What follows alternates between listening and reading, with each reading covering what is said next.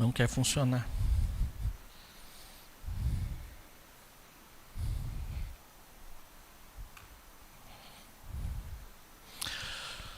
Efésios é a epístola do apóstolo Paulo que fala sobre a igreja. Quem é a igreja? De onde ela veio? Para onde ela vai? O que ela deve fazer?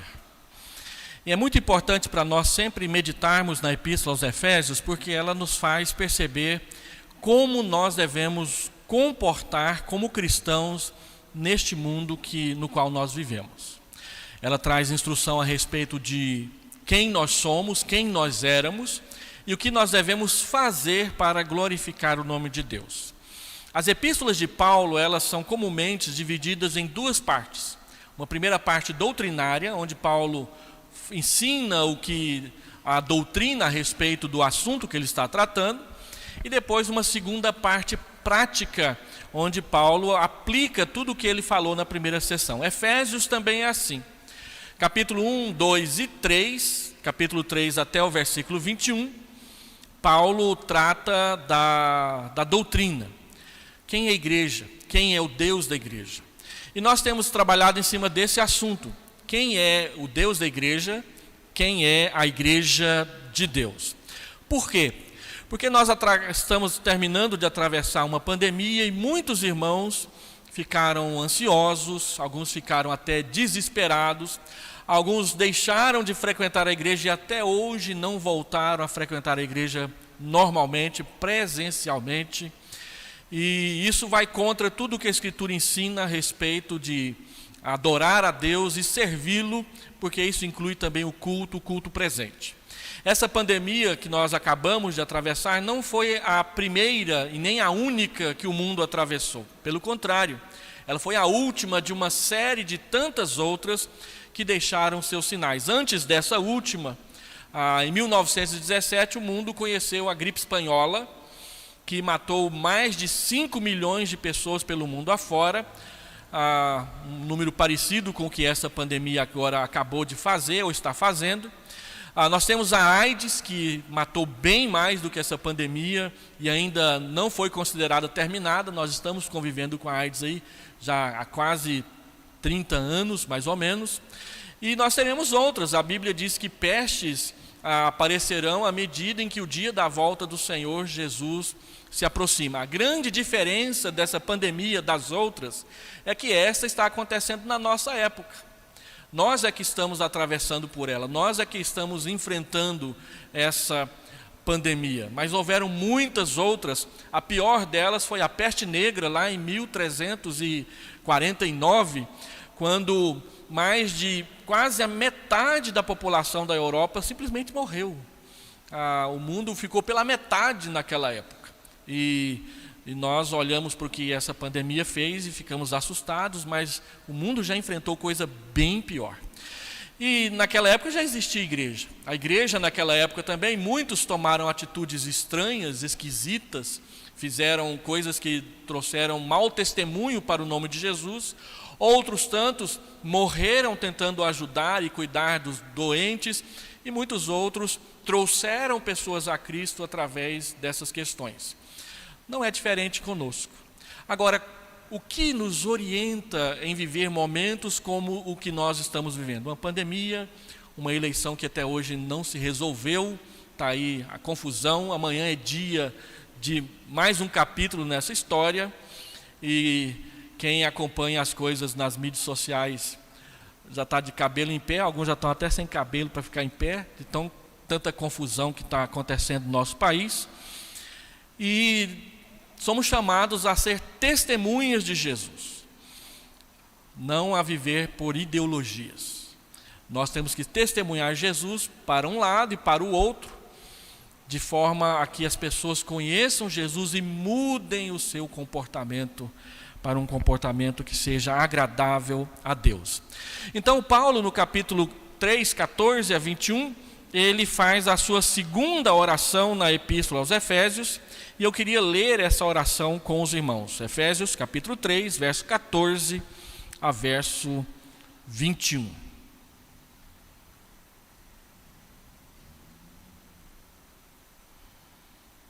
Paulo diz: por essa causa Me ponho de joelhos diante do Pai, de quem toma o nome toda a família, tanto no céu como sobre a terra, para que, segundo a riqueza da sua glória, vos conceda que sejais fortalecidos com poder mediante o seu Espírito no homem interior. E assim habite Cristo no vosso coração pela fé, estando vós arraigados e alicerçados em amor, a fim de poderdes compreender com todos os santos qual é a largura e o comprimento, e a altura e a profundidade, e conhecer o amor de Cristo que excede todo entendimento, para que sejais tomados de toda a plenitude de Deus. Ora, aquele que é poderoso para fazer infinitamente mais do que tudo quanto pedimos ou pensamos, conforme o seu poder que opera em nós, a ele seja a glória na igreja em Cristo Jesus por todas as gerações, para todos sempre. Amém.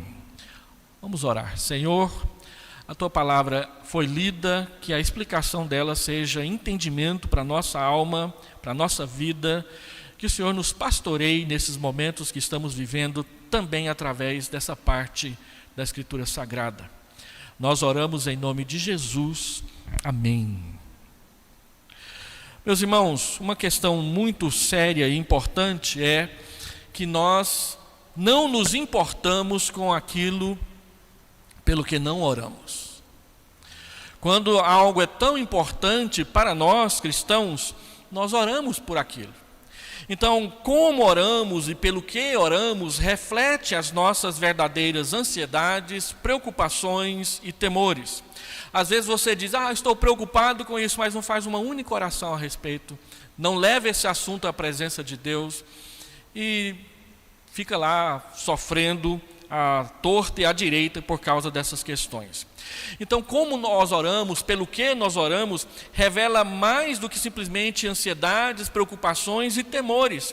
Revela também o quanto nós nos preocupamos e desejamos o bem da igreja de Deus, do povo de Deus esparramado na face da terra. Quem lê livros sobre oração, quem frequenta reuniões de oração, sabe que nós não nos importamos com aquilo pelo que nós não oramos. E os nossos pedidos de oração são exatamente feitos em cima e ao redor de assuntos pelos quais nós nos importamos. Se você vai numa reunião de oração, a grande imensa maioria dos pedidos de oração tem a ver com enfermidades pessoais, enfermidades de familiares, enfermidades de outras pessoas. Ou seja, nós pedimos oração e nós oramos pelos enfermos, porque é um assunto que nos preocupa e nós gostaríamos que Deus desse atenção a esse tipo de questões. Todavia, tem vários assuntos aí que são importantes e nós sequer oramos. Quando nós comparamos as nossas orações e as nossas reuniões de oração com as orações de Paulo, por exemplo, no Novo Testamento, nós observamos facilmente que a agenda de oração do Novo Testamento, de Jesus, dos apóstolos e da igreja neotestamentária, é bem diferente da nossa agenda de oração. Nós oramos por emprego, nós oramos por enfermos. Se é adolescente, ora por nota boa em química e matemática para terminar o ensino médio. Se é pré-vestibulando, pede oração pelo vestibular. Se vai fazer um concurso, pede oração para passar no concurso. Então nós estamos sempre pedindo orações por questões relacionadas a doença, projetos, emprego, dinheiro, saúde, coisas que tais. No Novo Testamento, você raramente vê uma oração nesse sentido. Você vê principalmente orando sobre conhecer a Deus, conhecer a vontade de Deus, amar as pessoas, crescer no amor, aprender a servir uns aos outros. E essa oração de Paulo não é diferente. Ela se volta para esse tipo de assunto aqui na Epístola aos Efésios. Então, Paulo mostra para nós aqui que, em primeiro lugar, essa é a sua segunda oração na epístola. A primeira foi lá no capítulo 1, versículo 15 até 19. E ele ora duas vezes, é a única carta do Novo Testamento em que ele faz isso. E ele ora nas duas vezes para que a igreja conheça a Deus. Lá ele orou para que a igreja conhecesse o poder de Deus. Aqui ele ora para que a igreja, conhecendo esse poder, conheça o amor de Deus que excede todo entendimento. O foco da oração de Paulo é conhecer a Deus. O que ele está fazendo em nós? O que ele está fazendo por meio de nós, ou o que ele vai fazer por meio de nós na sociedade. E quando nós temos plena consciência de o que Deus está fazendo em nós, isso se torna o fundamento, a base, o sustentáculo das nossas orações. O que nos motiva a orar finalmente é aquilo que nós sabemos a respeito de Deus e do que Ele quer fazer conosco e através de nós. Por quê? Paulo então ora aqui para que nós venhamos a crescer no amor. E ele vai falar de todas as dimensões do amor de Deus. Crescer em todas as dimensões do amor de Deus. Paulo ora para que conheçamos em conjunto, como grupo, como comunidade, como corpo de Cristo, como igreja, todas as dimensões do amor de Cristo, que excede todo entendimento. E ele constrói essa oração em 3 sessões. A primeira sessão, versículo 14 até versículo 16, a primeira parte, ele mostra sobre estar de joelhos diante do Pai. Observe que Paulo coloca aqui algumas posturas a respeito da oração. Ele diz: por esta causa me ponho de joelhos diante do Pai, de quem toma o nome toda a família, tanto no céu como sobre a terra, para que, segundo a riqueza da sua glória, vos conceda que sejais fortalecidos com poder. Paulo ora, em primeiro lugar, então, diante do Pai. A questão que está colocada para nós aqui é para que, essa proposição, já falei, né? Então, Paulo coloca nessa primeira parte que nós estamos de joelhos diante de Deus, o Deus da igreja, e que esse que é o Deus da igreja é o Pai. Os irmãos, lendo o capítulo 1 e o capítulo 2, vão se lembrar de que Deus nós estamos falando. Nós estamos falando daquele Deus que elege e adota. Nós estamos falando daquele Deus que redime e faz a remissão dos nossos pecados. Nós estamos falando daquele Deus que é o penhor da nossa herança e que também é o selo da nossa salvação. Nós estamos falando daquele Deus que nos fortalece com o poder que governa, o poder que domina, o poder que energiza a vida da igreja, o poder que dá saúde para nós fazermos a sua vontade. Nós estamos falando daquele Deus que nos buscou na perdição, que nos encontrou mortos nos nossos pecados, que nos encontrou escravizados pelo mundo, pela carne e por Satanás, e que estávamos debaixo da sua ira por causa da sua justiça. Mas, por causa do seu grande amor, por causa da sua rica misericórdia, por causa da sua suprema bondade e por causa da sua graça, nos deu vida juntamente com Cristo. Pela graça sois salvos, isso não vem de vós, é dom de Deus. O Deus que nos vocacionou e nos deu a tarefa de anunciar a sua multiforme sabedoria a todas as pessoas.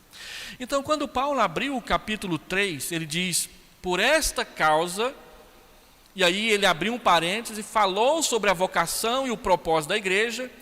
E aí ele voltou a esse assunto de novo, por esta causa, de que Deus que fez tudo isso é o nosso Pai, então eu me coloco de joelhos diante dele. O Deus que fez tudo para a nossa salvação, que nos reuniu através de Cristo, que nos fez ser povo, família, santuário dele, capítulo 2, ele é o nosso Pai. E Paulo então diz: vale a pena se ajoelhar diante desse Deus, que além de ser Deus, se comporta como nosso Pai. Ele é o Pai que adota a cada um de nós para sermos seus filhos. Então, em primeiro lugar, qual a causa da oração? O motivo da oração é a união dos judeus e dos gentios na formação de um povo só, que é a igreja. O que faz Paulo ajoelhar? O que faz Paulo ajoelhar é perceber que Deus está unindo as pessoas, não separando as pessoas, para a vida eterna com Ele. Nós vivemos num mundo que cada dia mais se enfatiza a separação. O nosso país está separado no meio hoje, claramente separado no meio. E as pessoas não querem sentar numa mesa para dialogar sobre isso, elas querem anular umas às outras. Nós vivemos a época do cancelamento, em que eu destruo a reputação do outro para que ninguém possa ouvi-lo e prestar atenção nele. E isso tem a ver com separação. No entanto, o que a Bíblia ensina não é separação, o que a Bíblia ensina é ajuntamento. Quando nós damos ouvidos a esse conceito de separação e nos deixamos dirigir por isso, abraçamos a filosofia do mundo. Seja ela da direita ou seja ela da esquerda, é a filosofia do mundo, portanto é a filosofia que não vai permanecer na eternidade. Nós cristãos temos que viver acima disso, e não abaixo disso ou dentro disso. Isso não quer dizer que somos escapistas, que não estamos interessados, mas que ao tomar interesse por essas questões, o nosso interesse, o nosso foco não é o mesmo daqueles que estão lá tentando cancelar umas às outras. O nosso interesse, o nosso foco é colocar Deus, a sua justiça, a sua santidade e o seu amor funcionando nessas estruturas que estão falidas desde o começo. Assim, Paulo se coloca de joelhos diante do Pai por causa do propósito de Deus, que é unir as pessoas, não separá-las. Isso também deve nos colocar diante de Deus de joelhos. Segundo, a oração ela é humilde e ela é dependente. Paulo se coloca de joelhos. Um judeu costumeiramente orava em pé. Então, quando um judeu orava de joelhos, é porque ele estava muito angustiado. Ele estava precisando mesmo que a sua oração fosse atendida. Paulo faz isso, ele se coloca de joelhos. Eu me lembro, na época da minha conversão, tinha um cântico que sempre era cantado como música especial na igreja, aquela música De Joelhos é Melhor. É uma música sobre oração.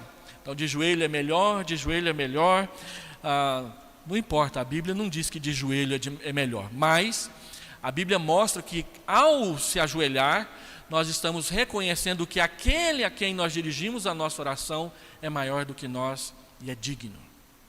Então Paulo se ajoelha diante de Deus, que é o nosso Pai.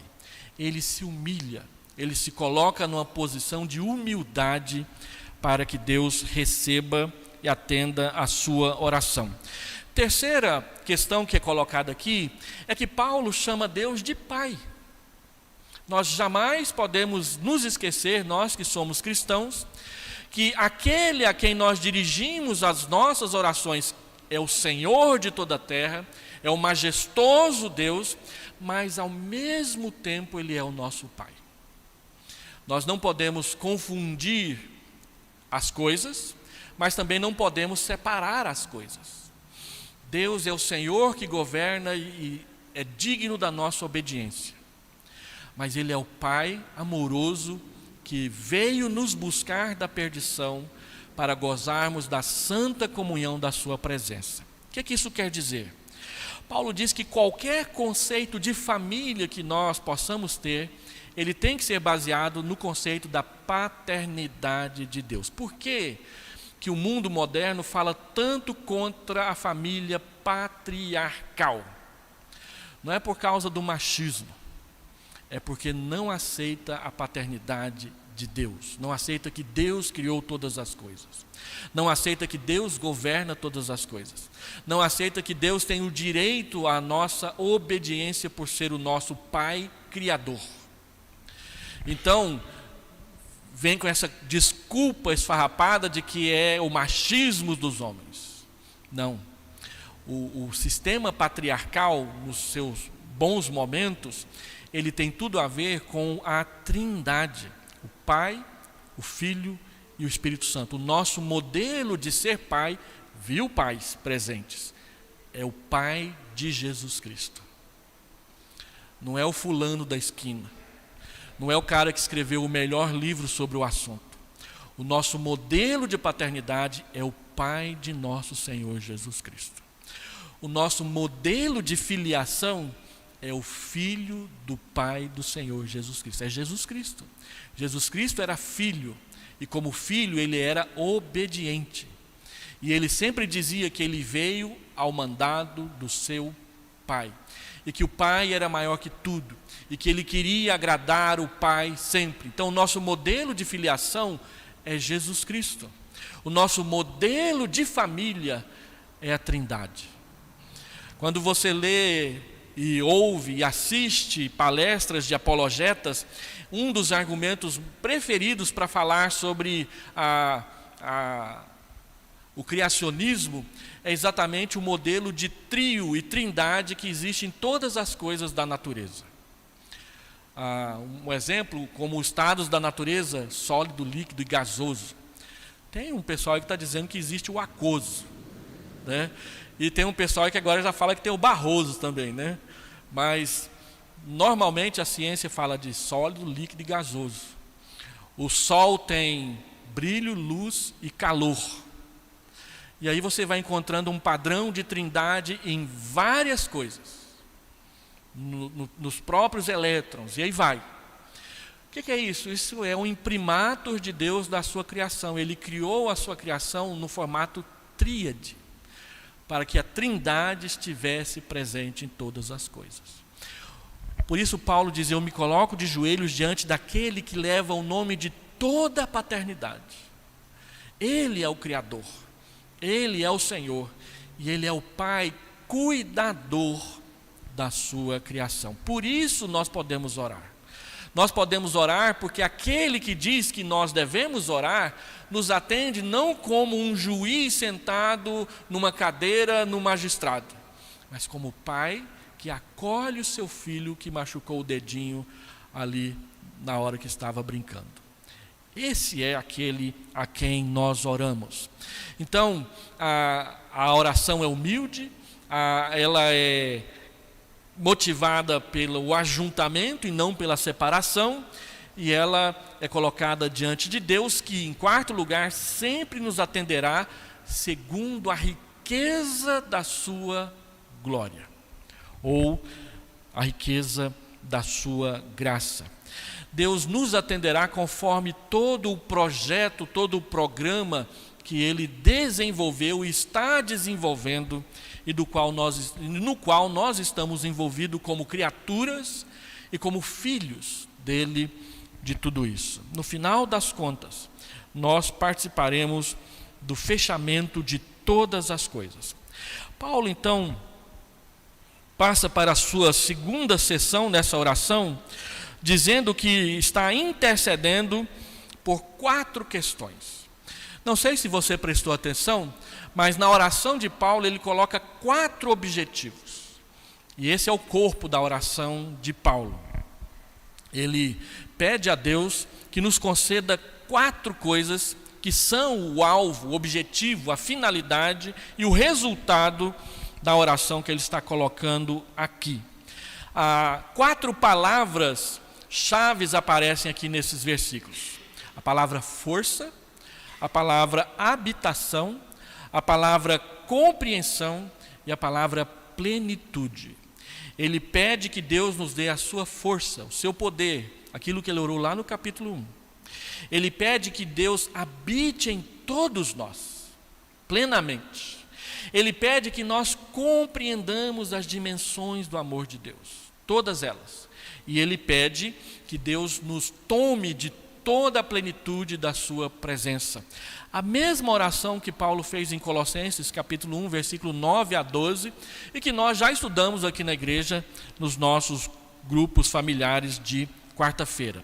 Qual que é a primeira pedido, então? Para sermos fortalecidos, dinamei, que é a palavra em grego, com o poder, krataiotenai, do Espírito. 2 palavras para poder aparecem aqui, dinamis e kratos. Lá no capítulo 1, versículo 19, aparece 4. Lá aparece dinamis, kratos, isris e energeia. Ele repete 2 aqui. Dinamis é o poder miraculoso de Deus. Quando a Bíblia diz que Jesus curava com poder, ele curava com dinamis. É dessa palavra que surgiu a palavra dinamite, aquele explosivo que todo mundo corre dele porque sabe que não vale a pena brincar com aquilo. É a mesma palavra que aparece quando diz que Deus salvou uma pessoa com seu poder. Então é o poder miraculoso, Deus curar uma perna torta e Deus tirar uma pessoa do inferno, perdoando seus pecados, é usado o mesmo poder. Paulo está orando para que este poder nos fortaleça, que Deus sobrenaturalmente haja sobre nós para mudar as nossas vidas. Quantos pecados permanecem ativos na nossa vida, a gente luta com eles e muitas vezes perdemos. Paulo ora para que o poder de Deus haja nisso, para que Deus nos fortaleça a ponto de deixarmos para trás definitivamente a velha vida. E ele diz da palavra kratos, que é a palavra da onde veio democracia, uma palavra muito citada ultimamente aqui no Brasil, mas pouco entendida e pouco praticada, especialmente por aqueles que deviam cumprir as leis. Não sabe o que é isso. Kratos é o poder de governo, é o poder de domínio. Deus é aquele que tem todo o poder, tem todo o domínio. Quem já foi na Turquia ou quem pretende ir lá um dia, um dos pontos turísticos é a Hagia Sophia, que é um museu cristão muçulmano lá no centro de Istambul, e que no passado foi a principal igreja da cristandade ali no período de Constantino e posteriormente. Ali pregou João Crisóstomo, um dos maiores pregadores da história da igreja. E a Hagia Sophia, o nome que ganhou, foi toda decorada com afrescos e pinturas da igreja ortodoxa grega, enaltecendo o poder de Deus. Numa das cúpulas da Hagia Sophia, tinha a gravura de Jesus Cristo sentado no trono, e essa gravura é chamada de Pantocrator, o Todo-Poderoso. Quando os muçulmanos dominaram Istambul, ali, 1453, eles foram lá e rebocaram por cima todos os afrescos cristãos, colocando afrescos muçulmanos no lugar. Mas lá tem terremoto, e o terremoto tem mania de revelar as coisas, né? Então deu um terremoto, o reboco muçulmano caiu, e parte da gravura do Pantocrator apareceu, o que levou então posteriormente ser feita toda uma reforma no local, e aquilo que tinha sido uma igreja e depois uma mesquita, agora virou um museu cristão muçulmano aberto à visitação, e você pode ver lá a gravura pintada lá por volta do ano 600, não sei quanto, de Jesus o Todo-Poderoso, aquele que tem todo o poder, todo o domínio, que governa todas as coisas. É a este que nós nos encurvamos para orar e pedir que nos socorra. Então, ele diz que nós devemos ser tomados ou ser fortalecidos com o poder sobrenatural de Deus, a fim de que o Espírito de Deus nos governe, governados pelo Espírito, dominados pela santidade, pela presença, pelo poder, pelo plano, pela ação de Deus na vida do seu povo. Paulo intercede para que o governo de Deus seja colocado de forma poderosa na vida de cada cristão, para que a presença e a ação de Cristo sejam intensas e plenas, e o resultado é a prática de uma vida cristã firme, não hesitante e nem frágil, como nós temos presenciado ultimamente. De repente um cristão é alçado à popularidade da mídia, e a gente fica lá torcendo para ele falar uma coisa boa e ele fala só bobagem. Alguns dos nossos representantes, alguns até presbiterianos, foram para lá, e a gente tem ficado muito triste com o que eles falam quando falam, porque não tem falado a palavra de Deus, mas tem falado aquilo que agrada os ouvidos da plateia e da televisão e das outras pessoas. Não é isso. Nós devemos orar para que o poder de Deus nos faça ser quem devemos ser nos momentos em que for necessário isso acontecer. Lembra de Esther? Esther teve que enfrentar uma crise. E ela lá morrendo de medo. Se eu disser que eu sou judio, a coisa vai ficar feia para o meu lado. E ia ficar mesmo. Então ela pediu oração para que ela tivesse coragem de fazer o que ela tinha que fazer na hora certa. E foi Mordecai que foi lá dizer isso para ela. Olha, quem sabe Deus não te colocou onde você está exatamente para esse momento. Exatamente para este momento. Então nós precisamos ser tomados do poder de Deus, que é sobrenatural e que nos governa, porque nós somos governados pela palavra de Deus e não pela esquerda, não pela direita, não pelas ideologias que estão ao redor de nós, não pelas filosofias que questionam a Deus o tempo todo. Paulo diz que isso deve ser motivo de oração para nós. Segundo o propósito de Paulo aqui na oração, é para que Cristo habite os nossos corações pela fé, para que Cristo habite. Como é que Cristo habita os nossos corações? Pelo Espírito Santo. Ele é o selo, Ele é o penhor e Ele mora dentro de nós. Deus mora dentro de nós. Nós não somos deuses, mas somos habitados por um ser divino. E Ele habita em nós com dois propósitos: garantir que nós estejamos lá com Deus no último dia e santificar a nossa vida momento após momento. Observe que a palavra é habitar. Ele mora dentro de nós. Ele não faz turismo dentro de nós. Ele não é um hóspede que veio nos visitar por um final de semana. Ele vive. Ele sabe onde ficam as torneiras, Ele sabe onde estão guardadas as panelas e os talheres, Ele sabe onde o papel higiênico está guardado, lá naquele armário, lá naquele lugar que só a mãe, dona de casa, sabe onde que é.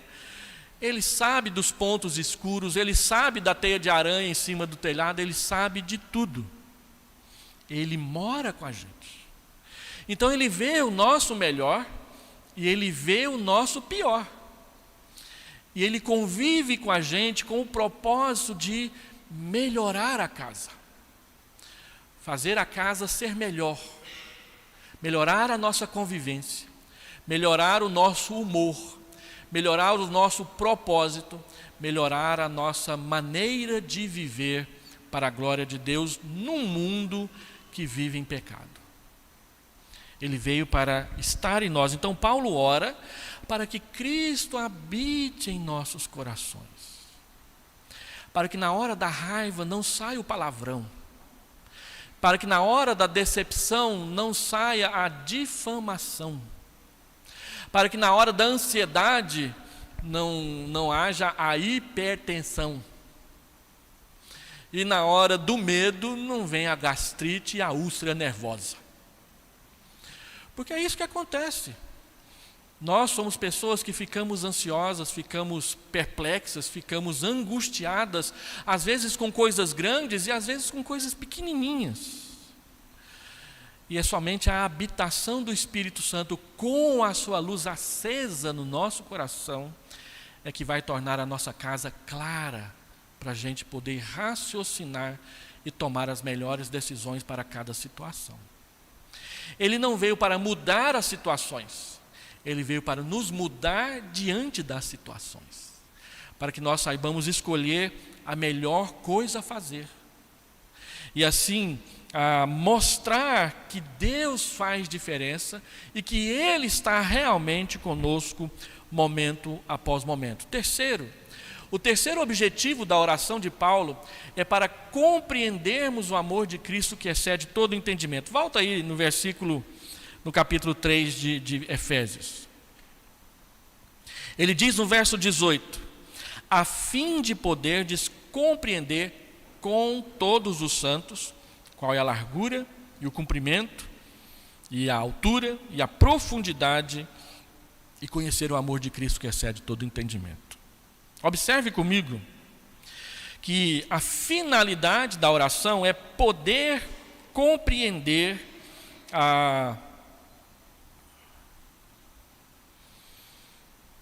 o amor de Deus.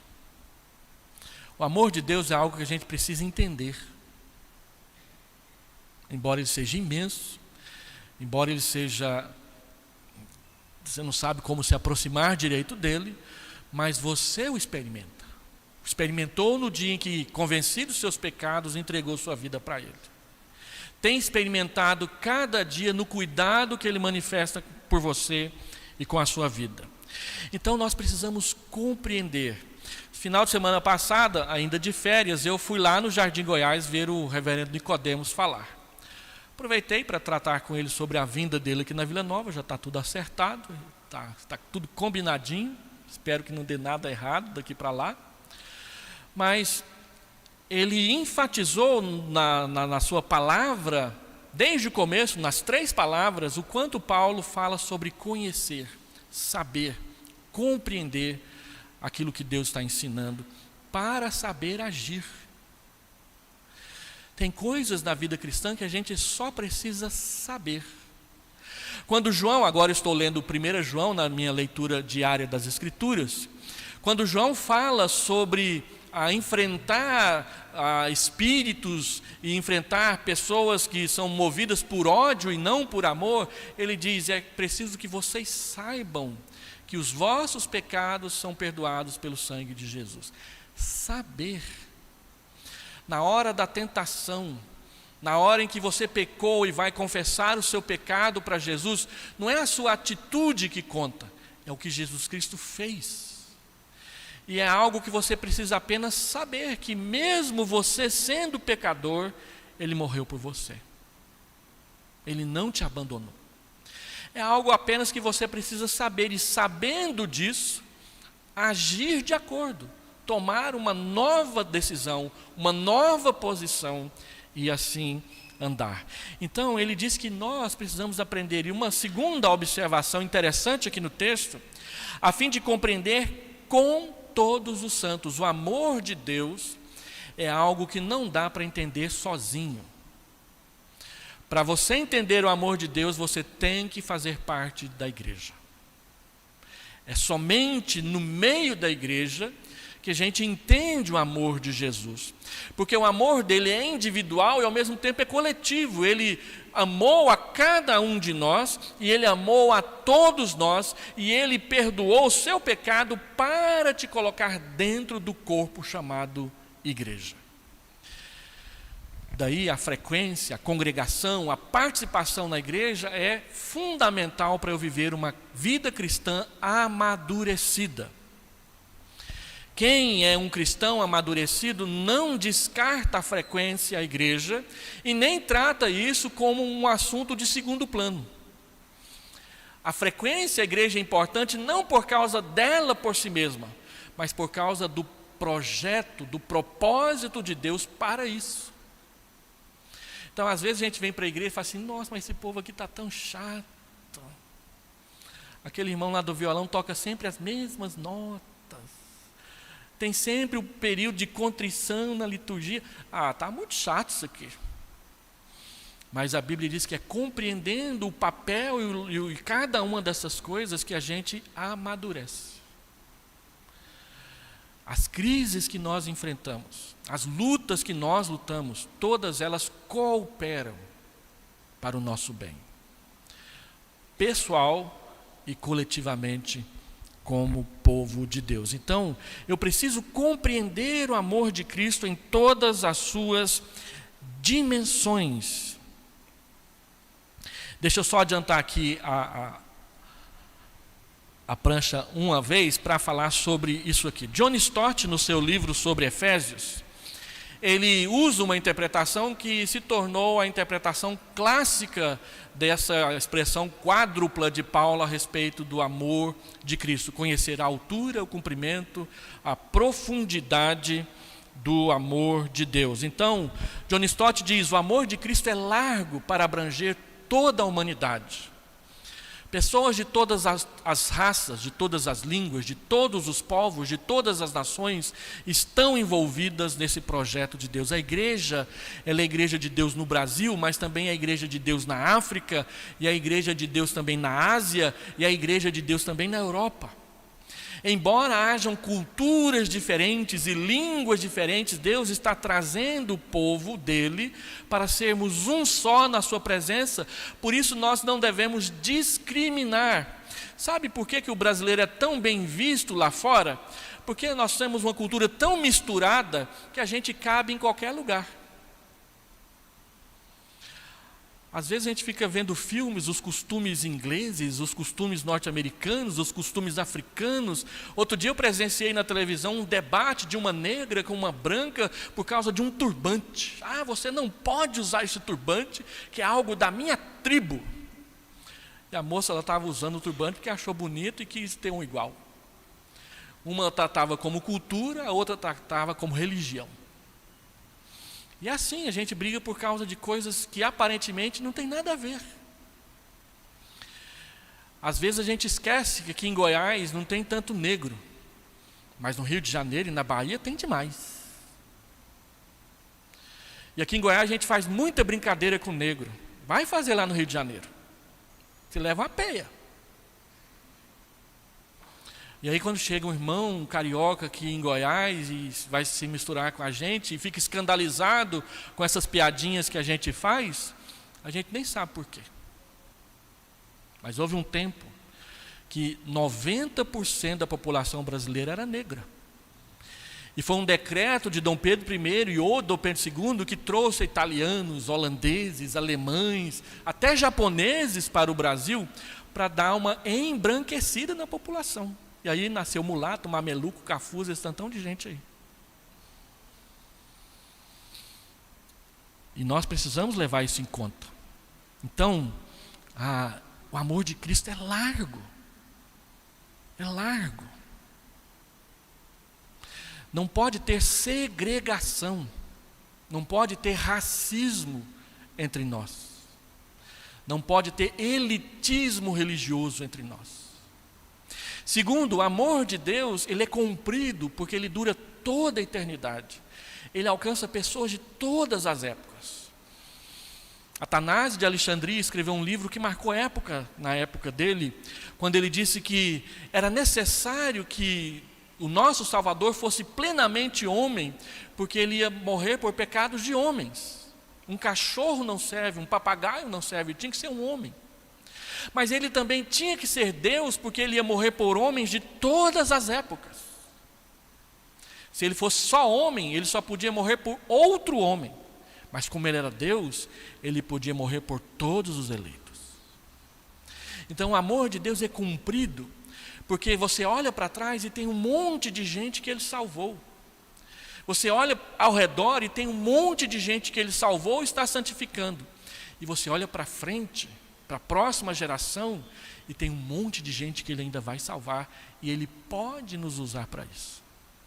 Terceiro, o amor de Deus é profundo, porque ele pode salvar o pior dos pecadores.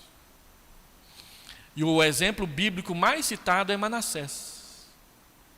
Manassés foi um homem mau, durante 55 anos ele só fez coisa errada. Imagina, a gente morre de raiva porque no Brasil 4 anos tem um governo ruim. Imagina 55 anos de um governo ruim. Foi Manassés. A Bíblia diz que ele encheu as ruas de Jerusalém de sangue inocente. Ele fazia mais que cancelar as pessoas, ele matava mesmo. E matava publicamente, é o rei. Quem vai questionar? Mas um dia Deus mandou a Babilônia lá. E o rei da Babilônia, por puro capricho, mandou colocar anzóis no nariz dele, saiu puxando ele pelo nariz, desse jeito aqui que eu estou fazendo, que é feio toda a vida. E levou ele desse jeito até lá na Babilônia. E lá na Babilônia a Bíblia diz que ele se arrependeu de todos os seus pecados. Fez uma oração, que lá na Bíblia tem até um livro apócrifo que chama Oração de Manassés. E quando ele voltou diferente, um outro homem. Os estudiosos dizem que ele discipulou Josias, o neto dele, para que Josias fosse o rei que foi. Então o amor de Deus é profundo porque ele alcança o pior pecador. Paulo diz, olha, Jesus Cristo veio ao mundo salvar pecadores, dos quais eu sou o principal. Por que Paulo se considerava o principal? Porque ele era um homem muito religioso, e tão religioso que ele era, ele não percebeu Cristo. Se Cristo não viesse até ele, se revelasse pessoalmente a ele, ele jamais entenderia as profecias do Antigo Testamento como deveriam ser entendidas. Então ele diz, eu sou o pior, porque tendo tanto contato com a lei e com a religião, eu não entendi. E tem muita gente que é assim, tem o contato com a lei, tem o contato com a verdade, mas não entende. O amor de Deus é profundo, ele te alcançou. Davi orava, Senhor, derrama luz nas minhas trevas. Derrama luz nas minhas trevas.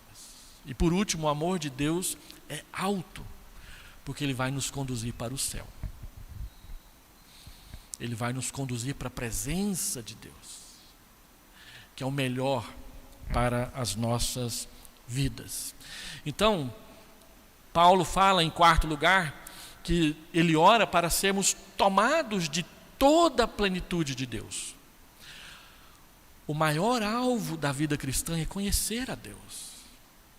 Meus irmãos, não se iludam, não se enganem. Qualquer projeto, qualquer evento, qualquer acampamento, qualquer culto de domingo à noite, qualquer aula de escola dominical, qualquer brincadeira com as crianças na quadra, tem só um propósito: levar as pessoas a conhecer Jesus. Se esse não for o propósito da Vila Nova, a Vila Nova não serve para existir. Esse é o propósito de existência dessa igreja. Nós nos reunimos aqui para conhecer a Deus. Então, nós não temos que ficar preocupados com a disposição dos bancos. Nós não temos que ficar preocupados se tem luz branca ou luz amarela na cozinha. Nós não temos que ficar preocupados com isso ou aquilo. Nós temos que ficar preocupados se tudo isso está servindo ao propósito de conhecer Jesus. Essa reforma da cozinha está ficando linda. Só tem razão de ser se ao cozinhar ali a gente cozinhe para a glória de Deus. E quem for encher o pandu, enche o pandu para a glória de Deus. Quer comamos, quer bebamos, ou façamos qualquer outra coisa, seja tudo para a glória de Deus. Ser tomado de toda a plenitude de Deus, conhecer Deus, amar a Deus, andar com Deus, colocar Deus nas nossas conversas mais comuns, introduzir Deus aonde as pessoas estão evitando que Ele entre, naturalmente, sendo quem você é, sem qualquer outra coisa a não ser colocar isso como ponto central da sua vida. E assim, caminhando para o final,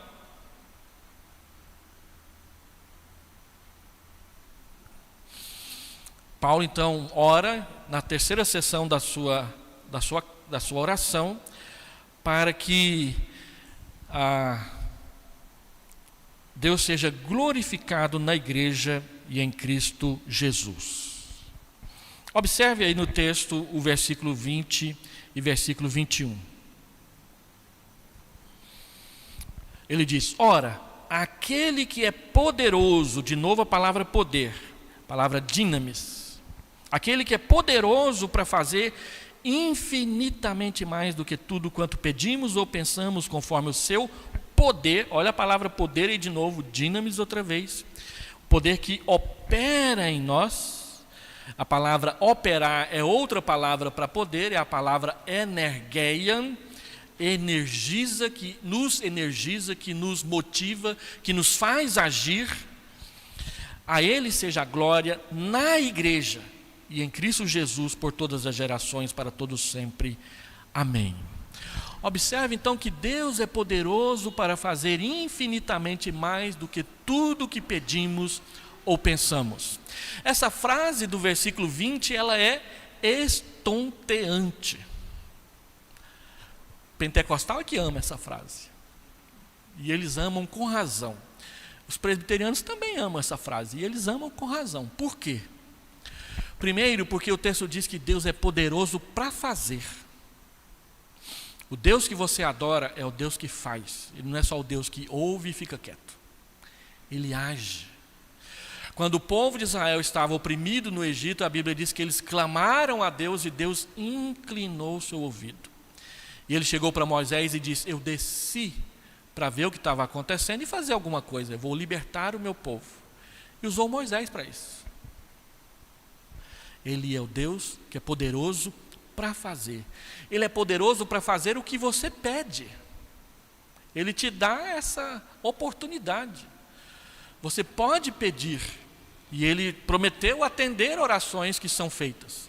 Ele é poderoso para fazer o que pensamos em pedir. Você pensou, mas não teve coragem de pedir. Deus ouve até pensamento. Satanás não, mas Deus ouve. Algumas pessoas falam: não vou falar isso não, porque Satanás vai ouvir. Então não fala, porque falar ele ouve, mas pensar ele não ouve. Deus ouve pensamentos. Um dia eu estava em casa, lá no começo do meu ministério, eu falei: puxa, que vontade de comer um doce. Mas não tinha din-din na conta, nem na carteira para comprar. Aí não tinha campainha, a irmã bateu na porta. 10 minutos depois: pastor, eu fiz um doce lá em casa, mas eu fiz muito, então eu trouxe um pouco para o senhor. Eu só tinha pensado que eu queria comer doce. Deus é bom demais.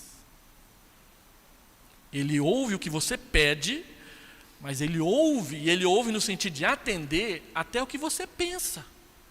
Ele é poderoso para fazer isso.